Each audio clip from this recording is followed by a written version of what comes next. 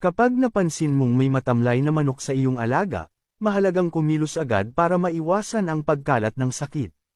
Una, ilayo agad ito sa ibang mga manok upang hindi mahawa ang iba. Tiyaking malinis ang lugar na kinalalagyan ng mga manok at alisin ang mga natirang pagkain o dumi na maaaring maging sanhi ng impeksyon. Pagmasdan ang kalagayan ng may sakit na manok, kung ito ba ay may lagnat, matamlay, walang ganang kumain, o may kakaibang paghinga. Bigyan ito ng malinis na tubig at subukang pakainin ng malambot na pagkain na madaling matuno tulad ng lugaw o tinadtad na dahon ng malunggay. Kapag patuloy pa rin itong matamlay o lumalala ang kalagayan, mabuting kumonsulta sa isang veterinaryo para sa tamang diagnosis at gamot. Iwasang gumamit ng gamot ng walang payo ng eksperto dahil baka makasama ito sa manok.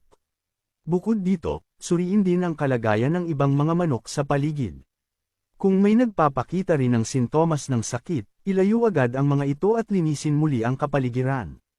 Mahalaga ring tiyaking may sapat na bentilasyon at sikat ng araw ang kulungan para makatulong sa pag-recover ng mga manok. Ang maagang pagtugon sa anumang senyales ng sakit ay malaking tulong upang mapanatili ang kalusugan ng iyong mga alaga.